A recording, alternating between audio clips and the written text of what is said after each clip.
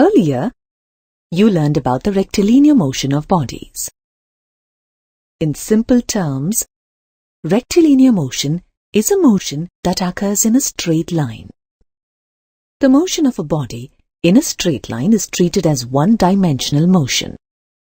The description of motion of a body involves its position, displacement, velocity, acceleration, and time.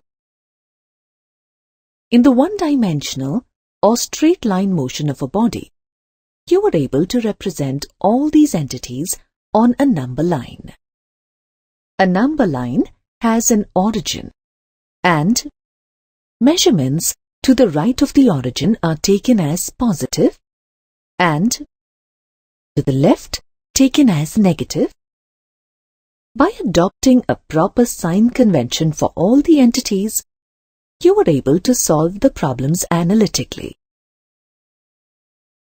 Before you proceed to the next topic that deals with two-dimensional motion of a body, that is, motion in a plane, you need to evolve a new way to represent these entities, as the number line method will not adequately describe and represent them. To fulfill this need, a new way called vector representation is used. Before learning this, you need to learn the basics of scalars and vectors. Let us start with scalars. Entities described completely with the help of a number, along with its unit, are called scalars. The mass of an object is 10 kg.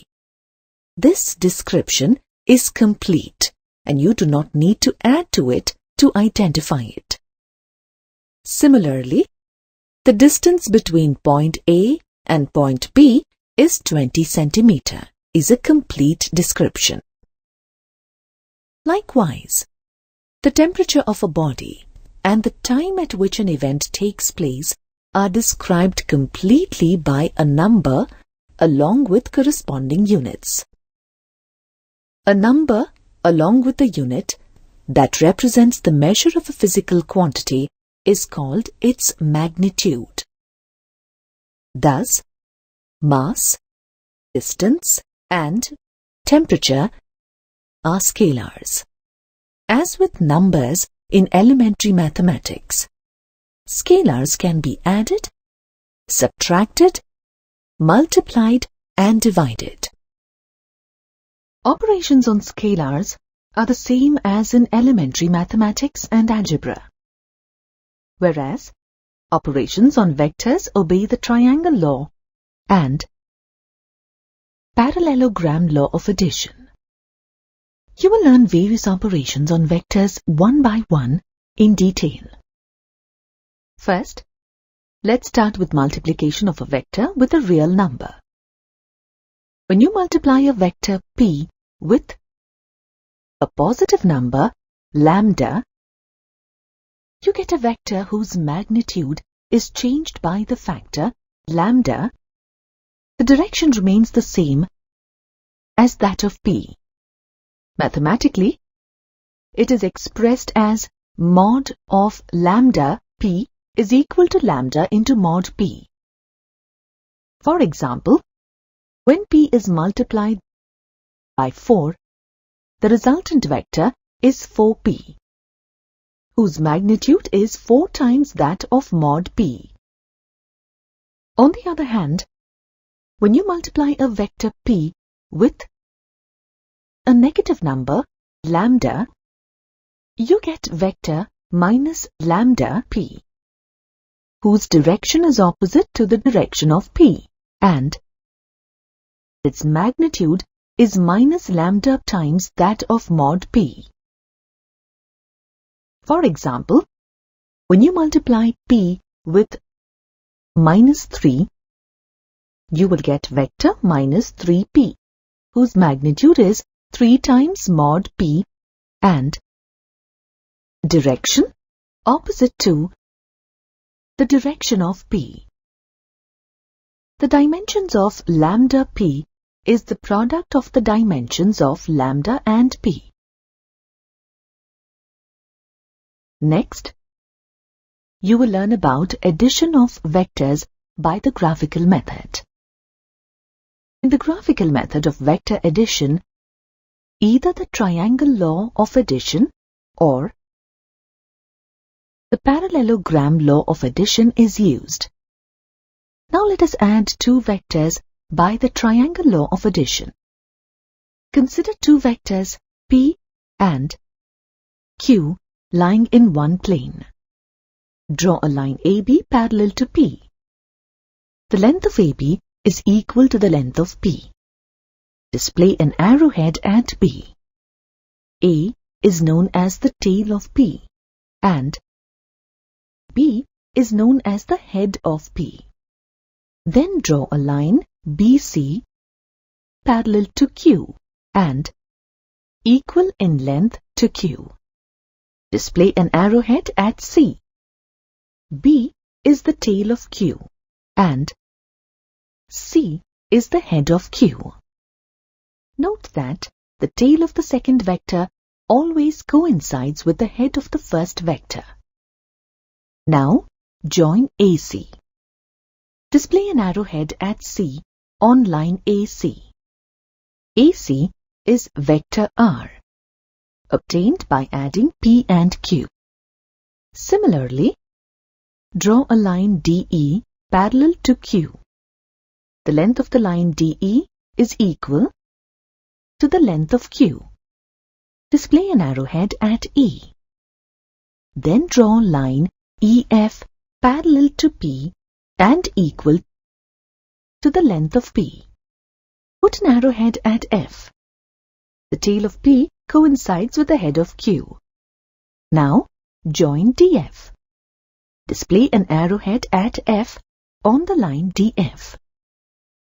DF is vector R obtained by adding Q and P. Here, vector R obtained by adding P and Q is the same as obtained by adding Q and P. This vector addition is the commutative property of vectors. Vectors also obey the associative law of addition. To understand this, consider three vectors A, B and C lying in one plane. Add A and B to get D. Then add D and C to get R, which is the final result. Similarly, add B and C to get E. Then add A and E to get R, which is the final result. Here, A plus B plus C is equal to R in every case. This proves that vectors obey the associative law of addition.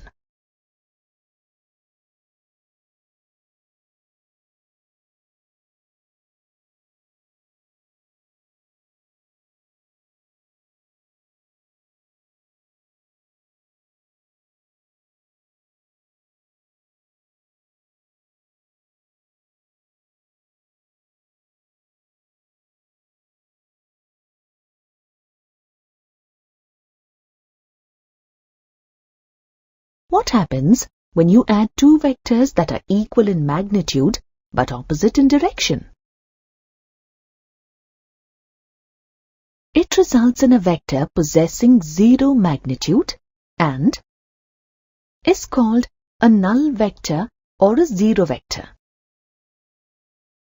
In case of a null vector, you cannot specify direction. Various operations with a null vector are A plus 0 is equal to A. Lambda 0 is equal to 0. And 0A is equal to 0. Let's discuss the physical meaning of a null vector. Consider a body is occupying position P with its position vector R at time t. From time t to t dash, It moves from position P to P dash. Its position vector at time t dash is r dash. From time t dash to t double dash, it moves back from position P dash to P. The displacement of the body during the time interval t to t double dash is 0, as the body has returned to its initial position. Its displacement is thus represented by a null vector, which is just a point with 0 magnitude and without any arrow. Now let us discuss the parallelogram method for the addition of vectors. Consider vectors A and B, which are to be added. Redraw the two vectors with their tails coinciding at a common origin O. Complete the parallelogram by drawing parallel lines. Then, draw a diagonal passing through O. At the end of this diagonal, display an arrowhead. The diagonal represents the resultant vector R. After addition, you will now learn about the subtraction of vectors. Direct subtraction of vectors is a little confusing. To avoid this confusion, you must use the concept of addition of vectors after reversing the direction of the second vector. Vector minus B is added to vector A to get R. This method makes the subtraction of vectors easy. Earlier, you learnt about the addition of vectors by the graphical method. The accuracy of the results obtained using the graphical method depends on the scale you chose and your ability to draw exact parallel lines. You can get accurate results using the analytical method of vector algebra. Before learning the analytical method of vector algebra, you should understand the concept of resolution of a given vector in any two required directions.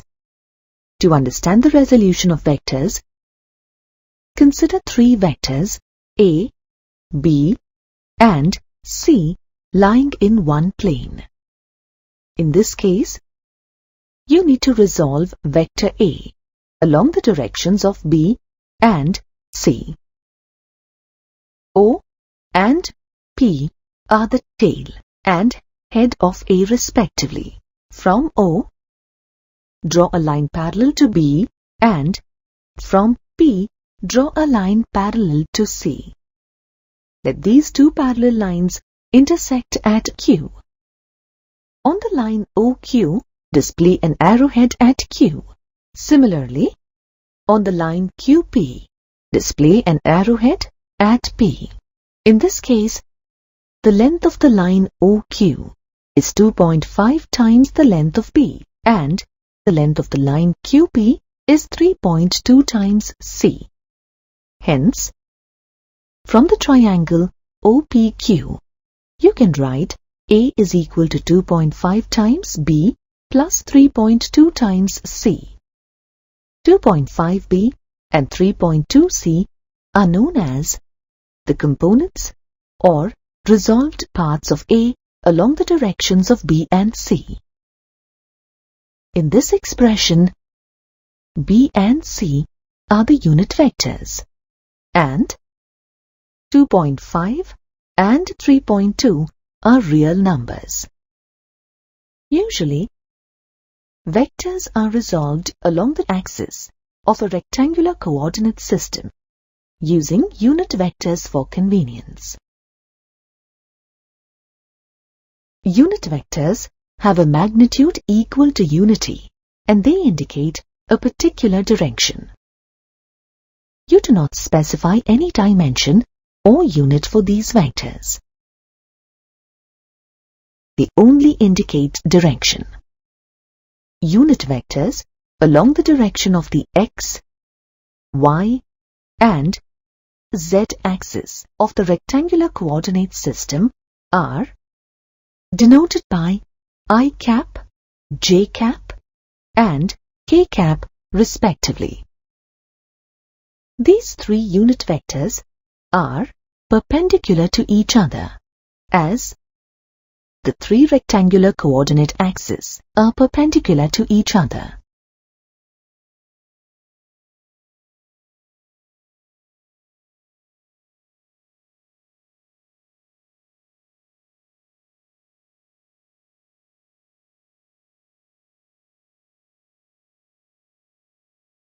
Now, let's see how vectors are added by the analytical method. First, we will discuss vector addition for planar motion or two-dimensional motion. When dealing with planar motion or two-dimensional motion, you need to resolve the given vector along I and j only. Now, consider a vector A on the xy plane. From the head of the vector, draw perpendicular lines to the coordinate axis to obtain vectors A1 and A2. Hence, we can write A is equal to A1 plus A2. Let this be equation 1. As A1 is parallel to I, you can write A1 is equal to AXI. Let this be equation 2. Similarly, A2 is equal to AYJ. Let this be equation 3. Substituting 2 and 3 in 1, you get A is equal to AXI plus AYJ. AX and AY are the magnitudes of the components of A in the x and y direction. Here, A makes an angle theta with the x-axis. You can write AX is equal to A cos theta and AY is equal to A sin theta. Let these expressions be equations 4 and 5 respectively. AX and AY can be positive, negative or 0 depending on the angle theta. A can be specified by its magnitude and theta, or its two components AX and AY. When A and theta are given, AX and AY can be determined using equations 4 and 5. When AX and AY are given, you can find A and theta as shown here. Now, let us solve a simple problem to understand the procedure associated with this method. Two vectors A is equal to 7i plus 3j and B is equal to 5i plus 8j are given. You are asked to add these two vectors and find the resultant vector C. To understand the procedure clearly, you need to first solve the problem using graph paper. To draw vector A, first mark the point 7, 3 on the graph paper. 7 is a coefficient of I and 3 is the coefficient of j. Join this point with O with a straight line. Draw an arrowhead at the end of this line. This line with the arrowhead represents vector A. Similarly, represent vector B by joining the origin O to point 5, 8. Complete the parallelogram by drawing parallel lines from the arrowheads. Draw the diagonal passing through O. Display an arrowhead at the end of this diagonal. This diagonal represents the required resultant vector C. Check the coordinates of the arrowhead point of C, which should be 12, 11. You can also solve this problem without graph paper. You need to simply add the coefficients of I and j as shown here. However, representing the given vectors on graph paper helps you visualize the procedure.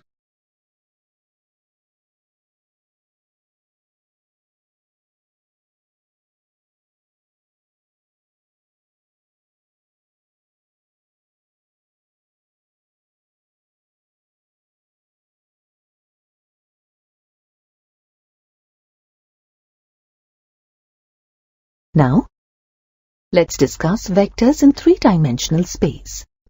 Create x, y, and z coordinate axis passing through point O. Then represent a vector A passing through O. Here, alpha is the angle between vector A and the x-axis. Beta is the angle between vector A and the y-axis. And gamma is the angle between vector A and the z-axis. In this case, its three components along x, y, and z direction can be written as ax is equal to a cos alpha, ay is equal to a cos beta, and az is equal to a cos gamma. Here, a is equal to ax plus ay plus az, which can be written as axi plus ayj plus azk. Here, ax, ay, and az are scalars, and I, j, and k are unit vectors. The magnitude of A can be written as the square root of ax square plus ay square plus az square. Let us solve a simple problem using isometric graph paper. Two vectors, A is equal to 6i plus 4j plus 9k and B is equal to 4i plus 3j plus 2k are to be added to find vector R. To visualize the process, you can represent A on the graph paper by joining the point 6, 4, 9 to the origin O. Similarly, join 4, 3, 2 to the origin O to obtain B. You can draw the resultant vector R after determining the coefficients of I, j, and k by simply adding the corresponding coefficients of A and B. Thus, you have learned the analytical method of vector addition for two-dimensional motion and in three-dimensional space.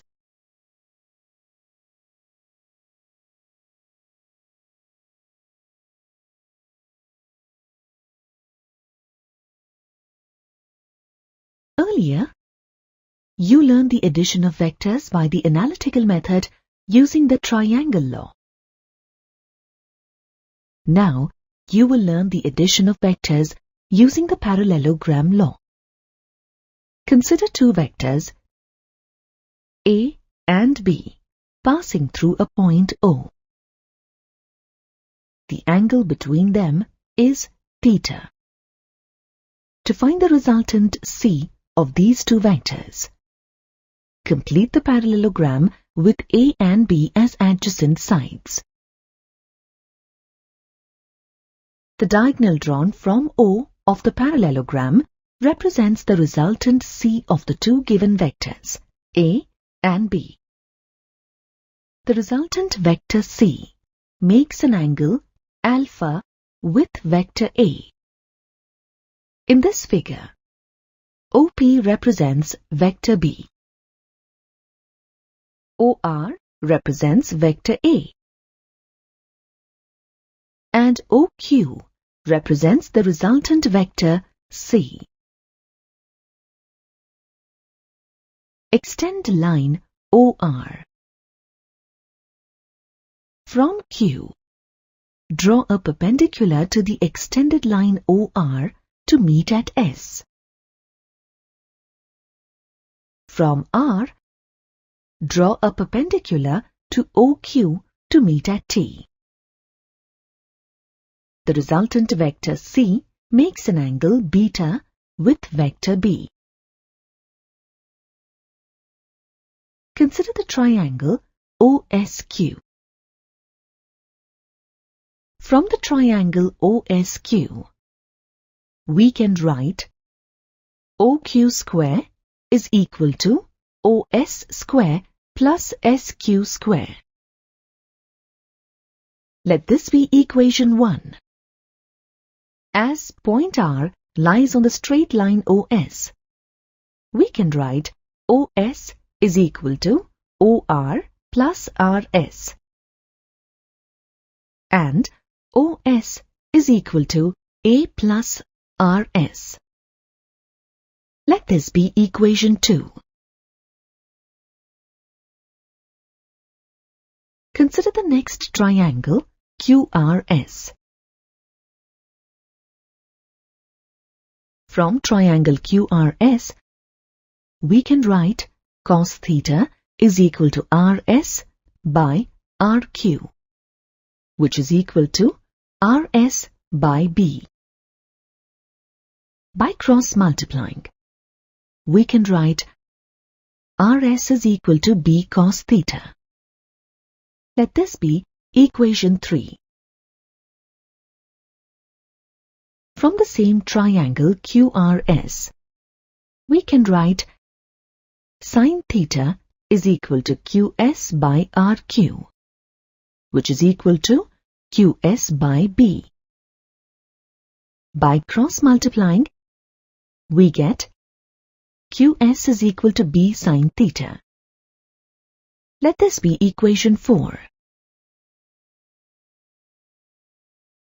Substitute equation 3 into.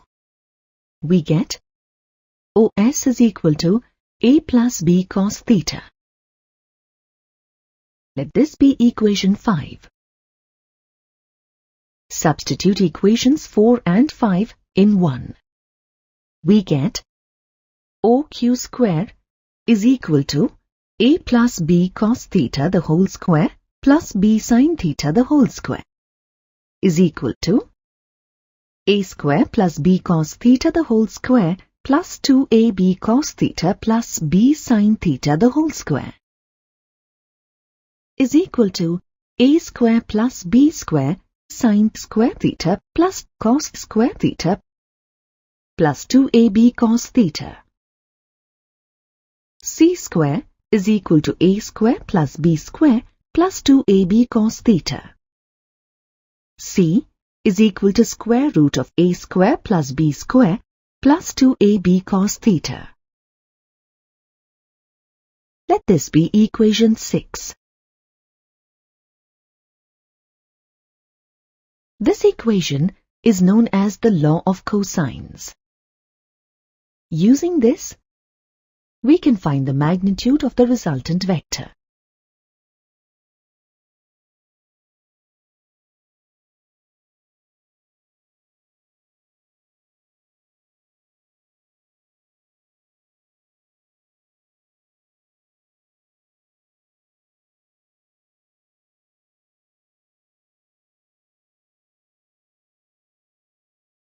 Now, consider the triangle OSQ. From triangle OSQ, we can write sin alpha is equal to QS by OQ. QS is equal to OQ sin alpha. QS is equal to C sin alpha. Let this be equation 7. Consider the next triangle RSQ. From triangle RSQ, we can write sin theta is equal to QS by QR, which is equal to QS by B. QS is equal to B sin theta. Let this be equation 8. Equating 7 and 8, we get C sin alpha is equal to B sin theta. C by sin theta is equal to B by sin alpha. Let this be equation 9. Now, consider the next triangle ORT. From triangle ORT, we can write sin alpha is equal to TR by OR is equal to TR by A. TR is equal to A sin alpha. Let this be equation 10. Consider the next triangle QRT. From triangle QRT, we can write sin beta is equal to TR by QR, which is equal to TR by B. TR is equal to B sin beta. Let this be equation 11. Equating 10 and 11, A sin alpha is equal to B sin beta. A by sin beta is equal to B by sin alpha. Let this be equation 12. From equations 9 and 12, we can write A by sin beta is equal to B by sin alpha is equal to C by sin theta. Let this be equation 13. Now, consider triangle OQR. Here, A by sin beta is equal to B by sin alpha is equal to C by sin 180 minus theta.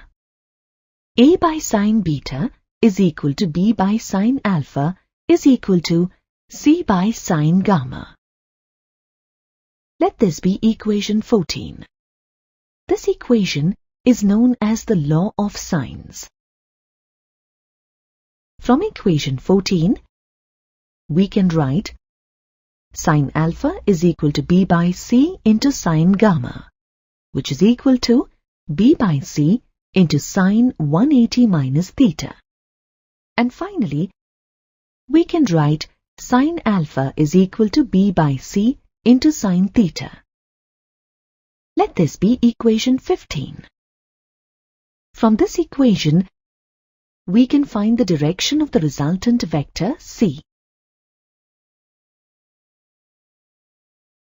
Consider the triangle OQS. From triangle OQS, we can write tan alpha is equal to QS by OS is equal to QS by OR plus RS. Tan alpha is equal to B sin theta by A plus B cos theta. Let this be equation 16. From this equation 2, we can find the direction of the resultant vector C. Thus, the parallelogram law helps you find the magnitude and direction of the resultant vector C. C is equal to square root of A square plus B square plus 2AB cos theta. This equation is known as the law of cosines. Using this, we can find the magnitude of the resultant vector. A by sin beta is equal to B by sin alpha is equal to C by sin gamma. This equation is known as the law of sines. Sin alpha is equal to B by C into sin theta. From this equation, we can find the direction of the resultant vector C. Tan alpha is equal to B sin theta by A plus B cos theta. From this equation too, we can find the direction of the resultant vector C.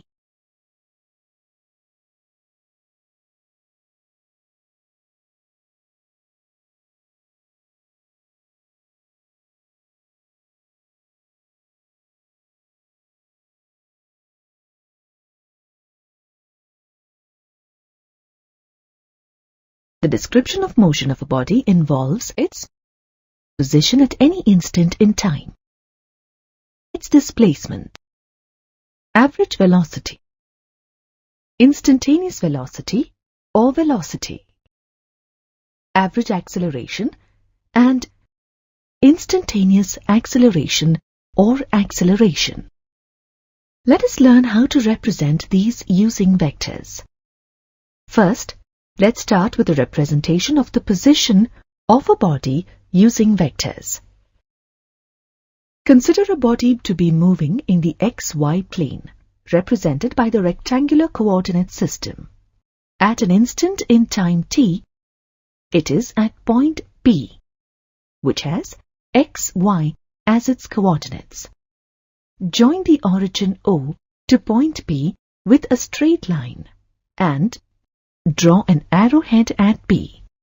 This line OP with its arrowhead represents the position vector r of the body at that instant in time t. From P, draw perpendicular lines to the x and y axis to indicate the x and y coordinates of point P. xi represents the horizontal component of the vector r, and yj represents the vertical component of the vector r. This position vector r is written as r is equal to xi plus yj. Next, let's discuss how to represent displacement of a body using vectors. Consider the same body to move along a curve in the xy plane. The body is at point P at time t and at point Q at time t dash. R and R dash are the position vectors at points P and Q respectively. Join P and Q with a straight line. Display an arrowhead at Q. This line, PQ, with its arrowhead represents the displacement vector delta r. From the vector triangle OPQ, we can write r plus delta r is equal to r dash. On rearranging, we get delta r is equal to r dash minus r.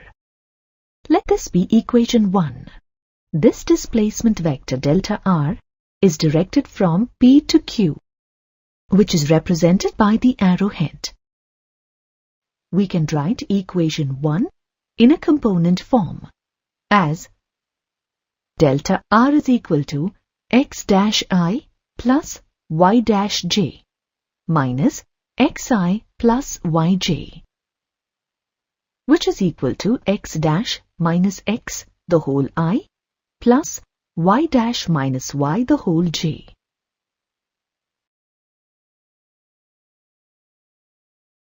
Now let us see how we can represent average velocity of a body using vectors. Consider the same body to move along a curve in the xy plane. In this case, the average velocity of the body is the ratio of displacement and the corresponding time interval. Here, displacement is delta r and the time interval is delta t. As shown in the figure, delta r is substituted by delta xi plus delta yj. On simplification, we get v bar xi plus v bar yj. The direction of the average velocity is the same as that of delta r.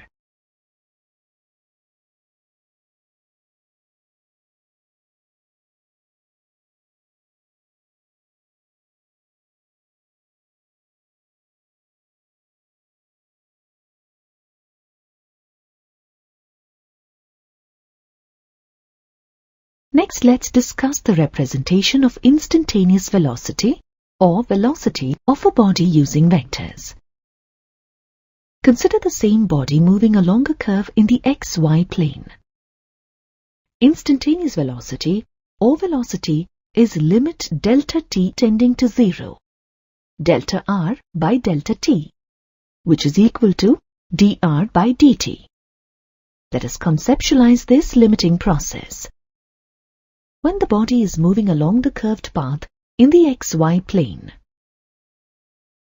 it is at point P at time t, at point P1 at time t plus delta t1, at point P2 at time t plus delta t2, and at point P3 at time t plus delta t3. The position vectors of these various points are P is R, P1 is R1, P2 is R2, and P3 is R3. The displacement vectors with respect to point P are at point P1. Its displacement is delta R1. At point P2, its displacement is delta R2. And at point P3, its displacement is delta R3. The direction of average velocity vectors are shown in the graphs.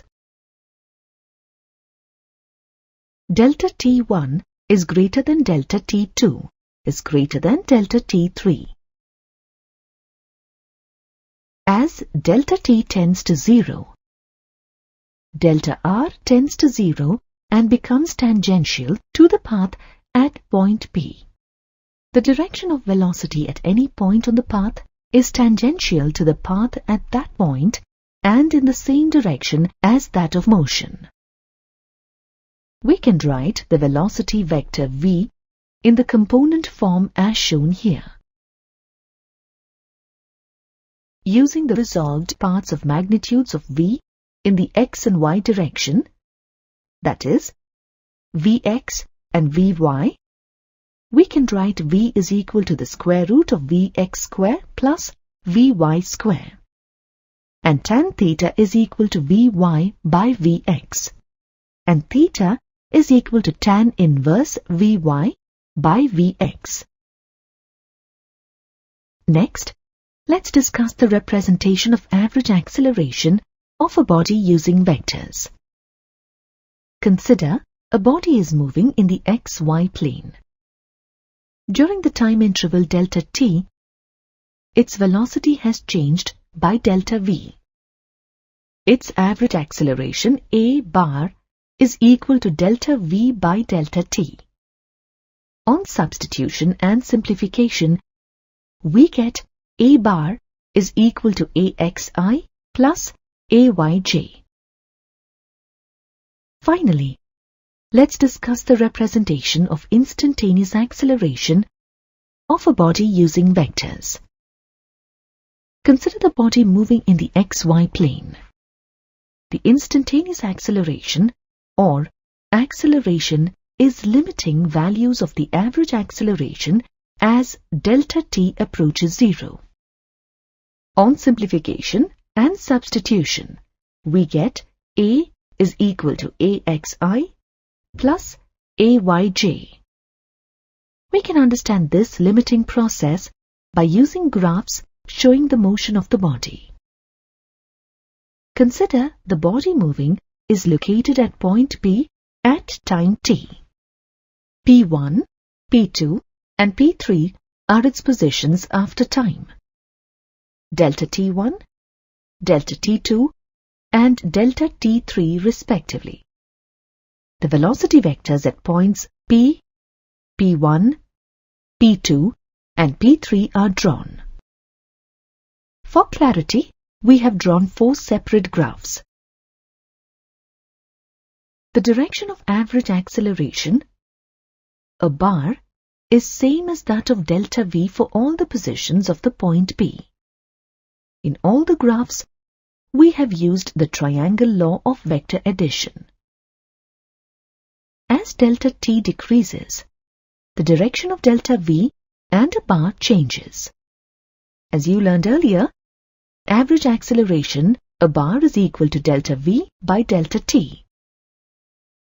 In the limiting condition, as delta t approaches 0, a bar becomes a, which is equal to dv by dt.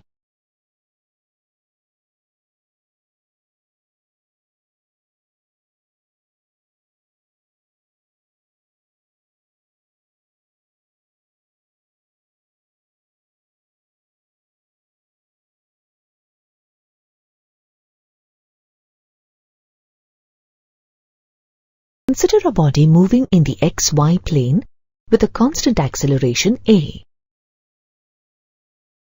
It is located at point P at time t is equal to 0, which has a position coordinate r0 and velocity v0.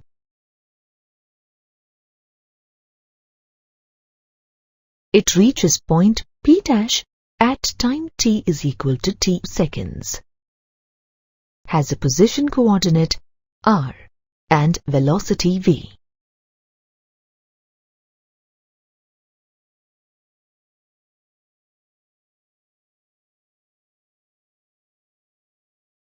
Constant acceleration a is equal to change in velocity by time. Thus, a can be written as v minus v0 divided by t minus 0, which is equal to v minus v0 divided by t. Cross-multiplying and rearranging, we get v is equal to v0 plus a into t. Let this be equation 1. We can also write equation 1 in terms of its components as Vx is equal to V0x plus axt and Vy is equal to V0y plus ayt. As you know, average velocity is displacement divided by time. By cross-multiplying, you can write displacement is equal to average velocity multiplied by time. Substituting the values in the expression, you get r minus r0 is equal to v plus v0 divided by 2 into t. Substituting equation 1 in this equation,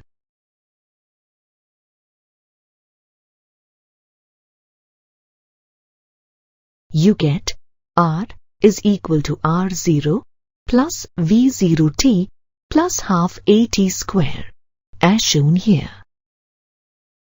Let this be equation 2. Equation 2 can be written using its components as x is equal to x0 plus v0x into t plus half axt square and y is equal to y0 plus v0y into t plus half ayt square. Let this be equation 3 and 4. These equations imply that a body can have two independent simultaneous motions in x and y directions with constant acceleration. Similar equations can be written for three-dimensional motion also.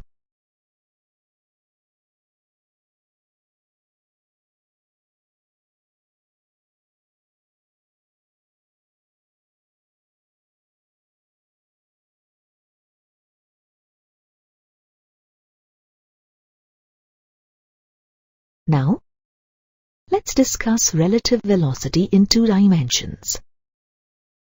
Consider two bodies, A and B, moving in the xy plane with velocities VA and VB respectively, with respect to the coordinate system. the velocity of A with respect to B is written as VAB is equal to VA minus VB. Since subtraction of vectors is slightly confusing, we can write this equation as VAB is equal to VA plus minus of VB. Here, we first reverse the given VB and obtain minus VB, and then add VA and minus VB to obtain VAB. Similarly, VBA is equal to VB plus minus of VA. Finally, on comparing the two results, we find that VAB is equal to minus VBA, which means that the two relative velocity vectors have the same magnitude and are opposite in direction. This implies that the magnitude of VAB is equal in magnitude to VBA.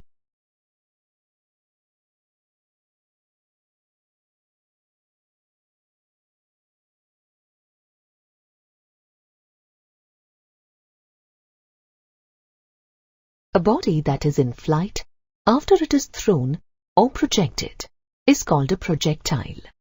The motion of the projectile is the result of two separate but simultaneously occurring components of motion.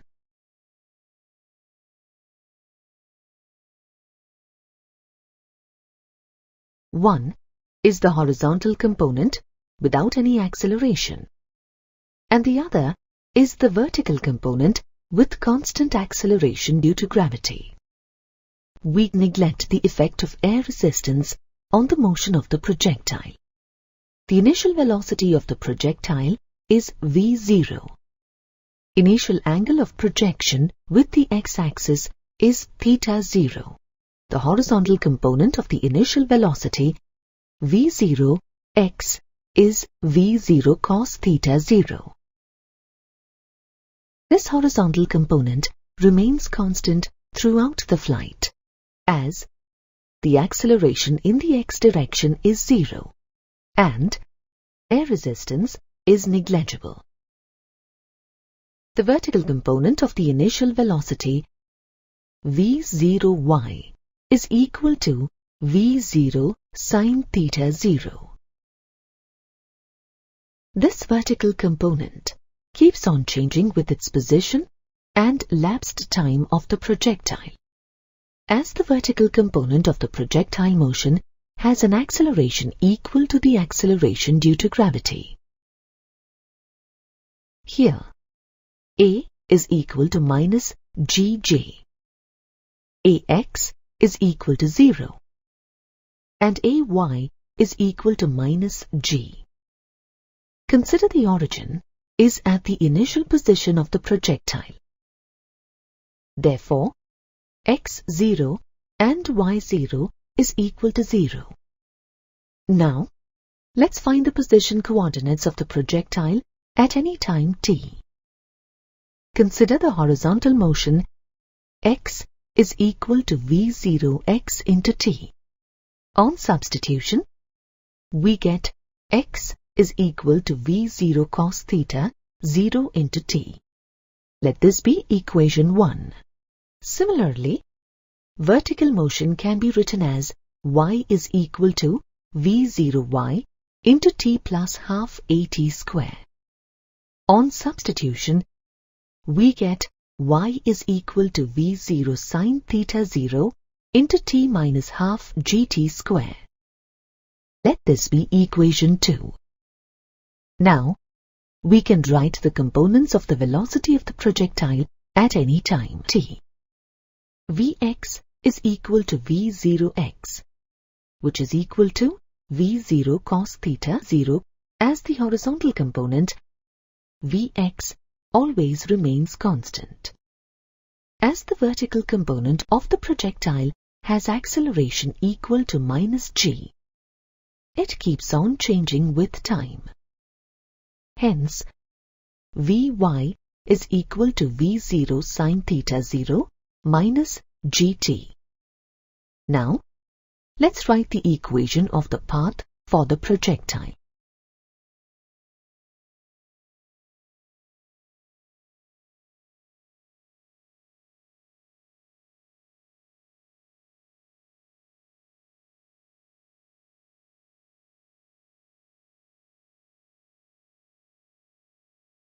By eliminating t from equations 1 and 2, we can get the equation for the path of the projectile. From equation 1, we can write t is equal to x divided by v0 cos theta 0. Let this be equation 3. Substituting equation 3 in 2 and simplifying, we get y is equal to tan theta 0 into x minus g divided by 2 into v0 cos theta 0 square into x square. Let this be equation 4. In this equation, tan theta 0 and g divided by 2 into v0 cos theta 0 square are constants, as g, theta 0 and v0 are constants. As you know, the equation of a parabola can be written as y is equal to ax plus bx square. Let this be equation 5. In this equation, a and b are constants.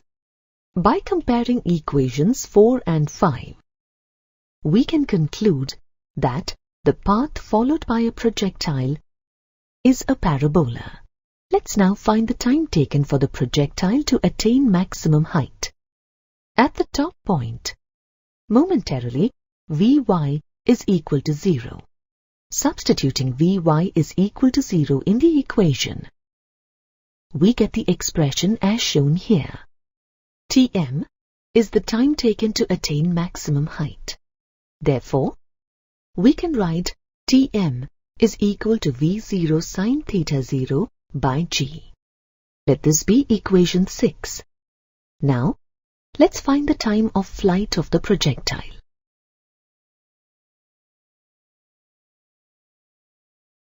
Time of flight is the total time during which the projectile is in motion.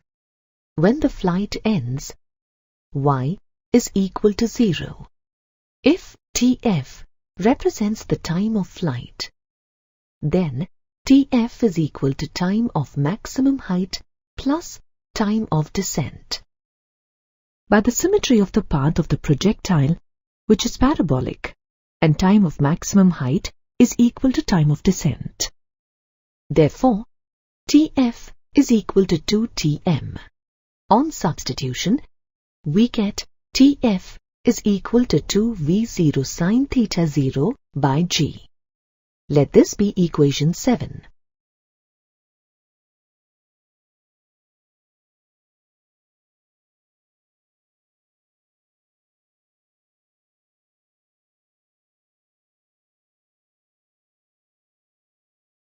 Next, we will find the maximum height attained by the projectile. Consider the maximum height of the projectile as h meters. This height is reached in time Tm. Substituting in equation 2 and simplifying, we get h is equal to V0 sine theta 0 square divided by 2g. Let this be equation 8. What is the horizontal range of the projectile? Here, the initial position of the projectile is 0, 0. The final position of the projectile is x, 0. X is known as the horizontal range r of the projectile. This is the horizontal distance travelled by the projectile during its time of flight, Tf. On substitution and simplification, we get r is equal to V0 square into sine 2 theta divided by g. Let this be equation 9. what is the angle of projection for the maximum range of the projectile? R will be maximum when the sine 2 theta value is maximum. That is, 2 theta is equal to 90 degrees. Therefore, theta is 45 degrees for R to be maximum. Let this be equation 10. Substituting theta equal to 45 degrees in equation 9, we get R max is equal to V0 square by G. The equation of the path for the projectile. Y is equal to tan theta 0 into x minus g divided by 2 into V0 cos theta 0 square into x square. Time taken for the projectile to attain maximum height. Tm is equal to V0 sin theta 0 by g. The time of flight of the projectile. Tf is equal to 2 V0 sin theta 0 by g. The maximum height attained by the projectile. H is equal to V0 sin theta 0 square divided by 2g. The horizontal range of the projectile. R is equal to V0 square into sin 2 theta divided by g. The maximum range of the projectile. R max is equal to V0 square by g. When a body moves in a circular path at a constant speed, it is said to be in uniform circular motion. As the body is continuously changing its direction of motion, its velocity changes continuously.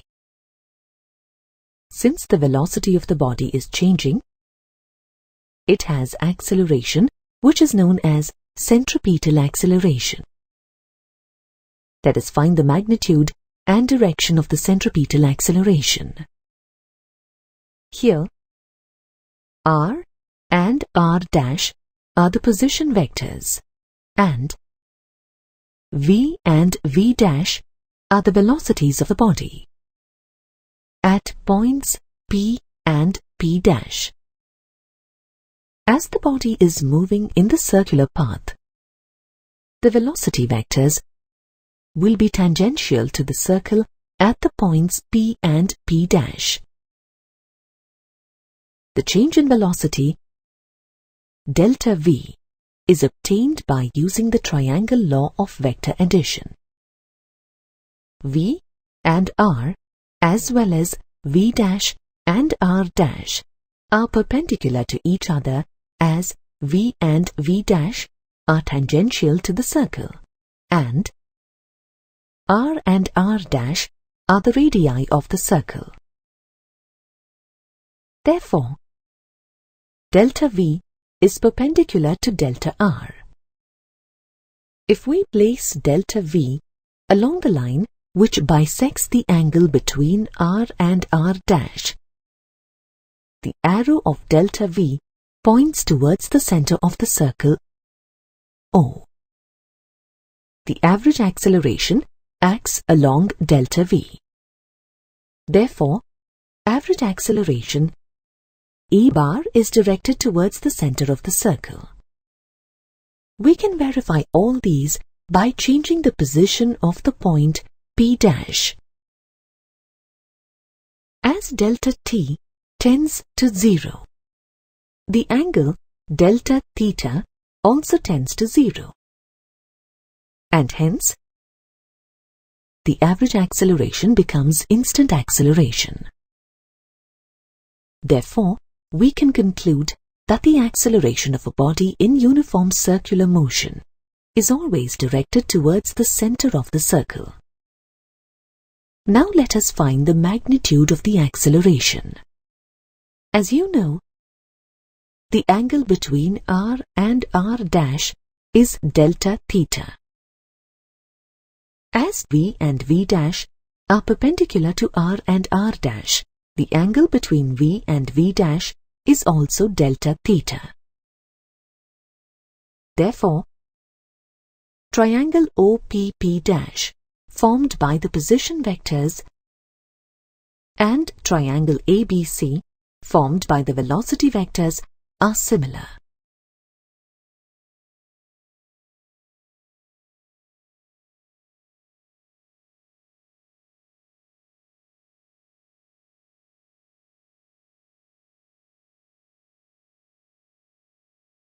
From these similar triangles, we can write magnitude of delta V by V is equal to magnitude of delta R by R, where R is the radius of the circle.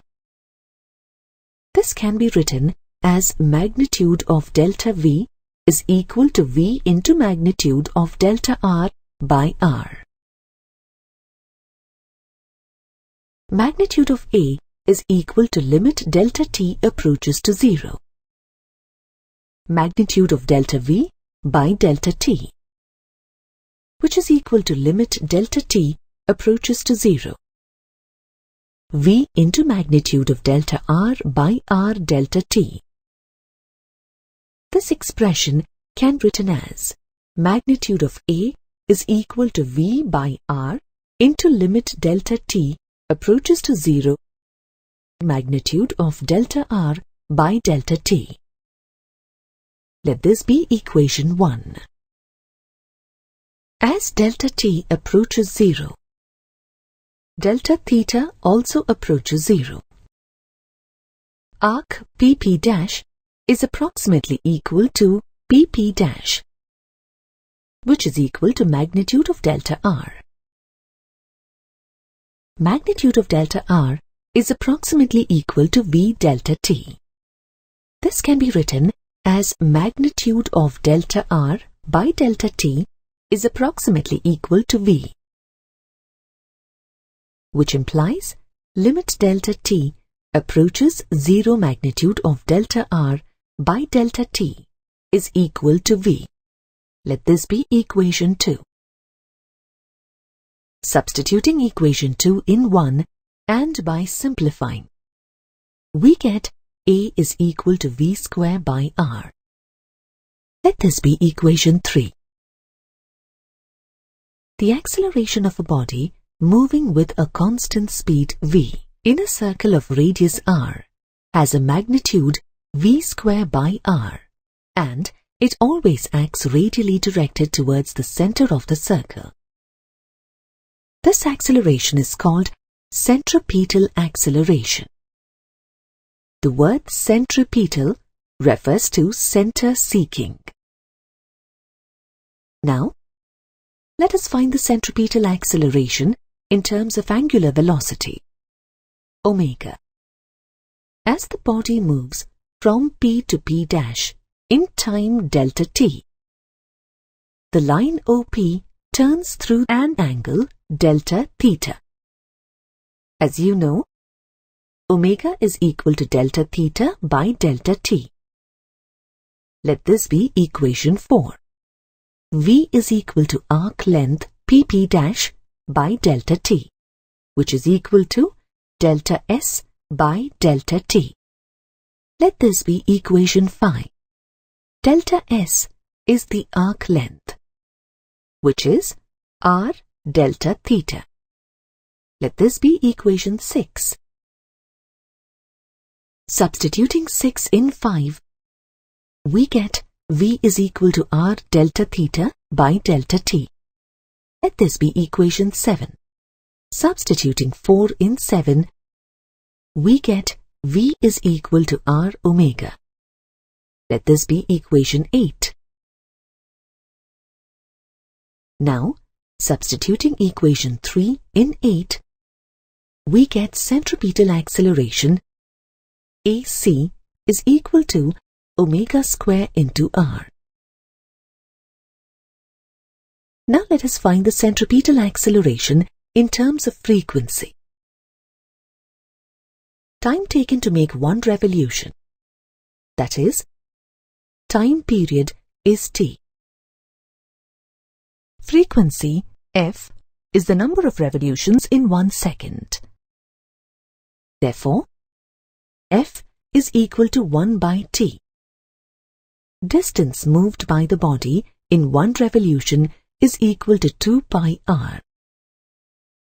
V is equal to 2 pi r by t. On substitution, we get V is equal to 2 pi r f. Omega is equal to 2 pi f. Substituting the values in equation 3, we get AC is equal to 4 pi square f square into r.